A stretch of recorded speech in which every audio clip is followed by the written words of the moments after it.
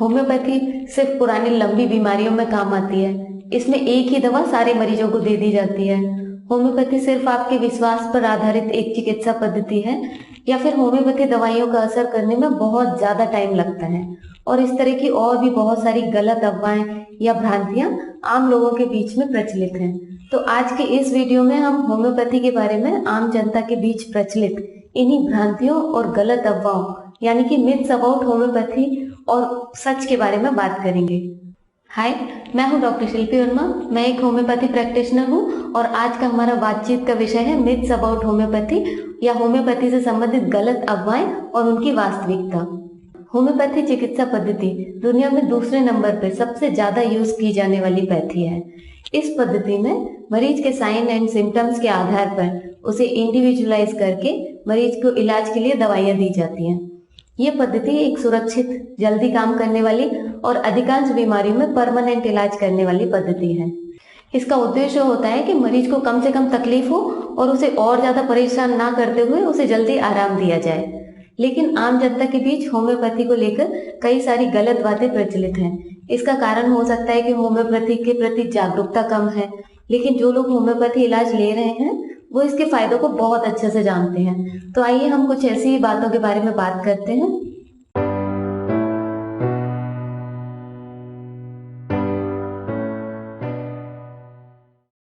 Homeopathy के बारे में जो पहला प्रचलित मिथ है वो ये है कि ये बहुत स्लो काम करती है, लेकिन नहीं, ऐसा नहीं है। होम्योपैथी एक्यूट केस में जल्दी काम करती है और बहुत इफेक्टिव भी होती है और ये बीमारी को जड़ से भी ठीक करती है।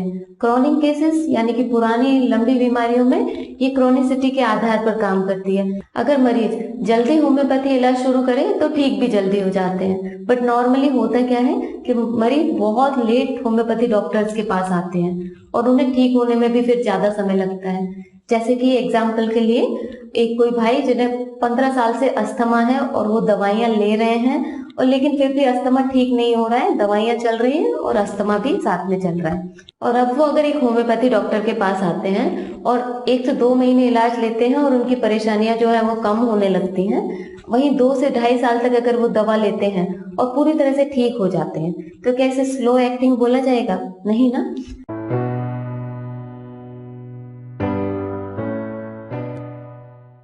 होम्योपैथी के बारे में अगला मिथ है कि ये सिर्फ पुरानी बीमारियों में लाभदायक है। तो जैसा मैंने आपको अभी बताया कि ये पैथी एक्यूट बीमारियों में भी कारगर है और बहुत इफेक्टिव है, जैसे कि फीवर, कोल्ड, पेट दर्द, दस्त, टॉन्सिलाइटिस आदि।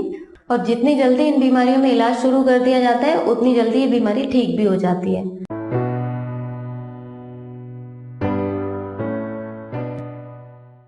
होम्योपैथी के बारे में अगला मिथ है कि ये एक प्लेसिबो विज्ञान है।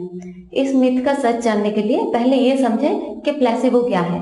प्लेसिबो का मतलब है कि खाली गोली या कैप्सूल जैसे दिखने वाली कोई चीज मरीज को दे देना, लेकिन जिसमें कोई दवाई ना हो, और वो है प्लेसिबो। अब हम होम्योपैथी की दवा को समझते हैं। होम्योपैथी में लगभग 4000 से ज्यादा दवाइयां यूज की जाती हैं और कई पोटेंसी या पावर्स में यूज की जाती हैं। मदर टिंचर में दवा की मात्रा जो है वो ज्यादा होती है और पोटेंटाइज दवाइयां जो हैं उनमें बहुत डाइल्यूशन रहता है और डाइल्यूट करके इन मेडिसिन को बनाया जाता है। जैसे जैसे पावर बढ़ती जाती है दवा डाइल्यूट होती जाती है और एक स्टेज के बाद पोटेंटाइज दवा से मेडिसिन के कण को अलग कर पाना या पता लगा पाना कि कौन सी दवा इसके अंदर है वो बहुत मुश्किल होता है। ये नैनो पार्टिकल्स की तरह बहुत छोटे हो जाते हैं और आखिर में तो जो दवा है वो सिर्फ एनर्जी के रूप में ही बचती है। और इन दवाओं के इफेक्ट्स जानने के लिए इनकी जो प्रूविंग हुई है वो भी स्वस्थ इंसानों पर ये दवाइयां देख के प्रूविंग की हुई है। तो डेफिनेटली ये कोई प्लेसिबो विज्ञान तो बिल्कुल नहीं है।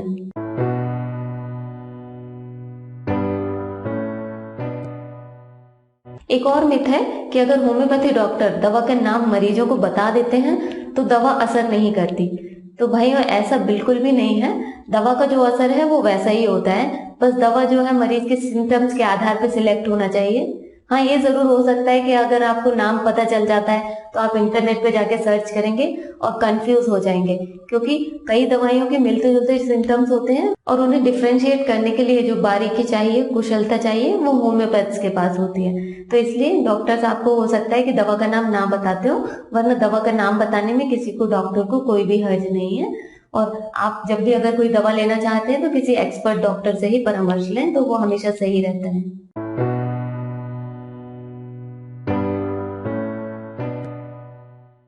एक और मिथ है कि होम्योपैथी दवाइयों में हैवी मेटल्स और स्टेरॉइड्स यूज होते हैं। एक्चुअल में होम्योपैथी दवाइयों में ऐसा कुछ भी नहीं होता। ये दवाइयाँ नेचुरल सोर्सेज से बनाई जाती हैं, जैसे कि पेड़ पौधे, मिनरल्स आदि। इन दवाइयों को बनाने के लिए कुछ कड़े गाइडलाइंस होते हैं और उन सबको फॉलो करके ही ये दवाइयाँ कंपनियों द्वारा बनाई जाती हैं। और बाजार में आने से पहले भी इन दवाइयों का पूरा क्वालिटी चेक होता है और शुद्धता की जांच होती है। जो स्टैंडर्ड प्रक्रिया है वो पूरी फॉलो की जाती है।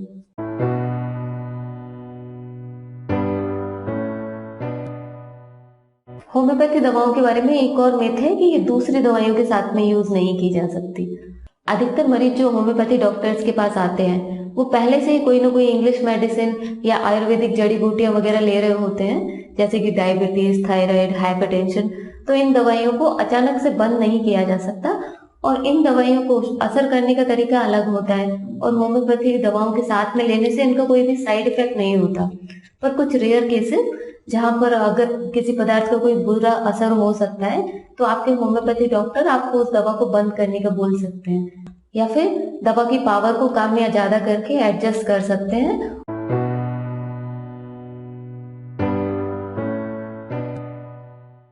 एक और में जो बहुत ज्यादा प्रचलित है कि होम्योपैथी में सभी लोगों को एक ही दवा दी जाती है।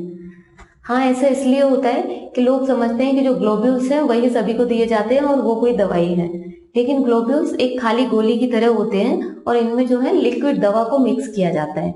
इसलिए देखने में ये जरूर लग रहा होता है कि एक जैसी दवाई है, लेकिन उनमें दवा अलग अलग होती है।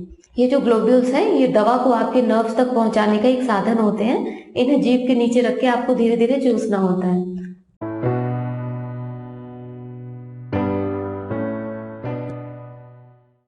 होम्योपैथी के बारे में अगला मिथ है कि ये सिर्फ विश्वास पे आधारित एक चिकित्सा पद्धति है। ये एक बहुत बड़ा मिथ है। अगर सिर्फ विश्वास के कारण ही मरीज ठीक हो रहे होते तो फिर ये बेबीज और जानवरों पर तो काम ही नहीं करती, लेकिन ये इन दोनों में बहुत सफल है। हाँ, ये बात अलग है कि अगर आपको किसी डॉक्टर पर विश्वास नहीं है तो आपका ठीक होना थोड़ा मुश्किल हो जाता है, फिर चाहे वो कोई भी पैथी हो। आपका जो निगेटिव बिलीफ है वो आपकी रिकवरी को ठीक समय पे जो होना थी उस टाइम को बढ़ा देता है। तो डेफिनेटली आप जो इलाज ले रहे हैं उस पर आपको विश्वास होना आपकी रिकवरी तेज कर देता है।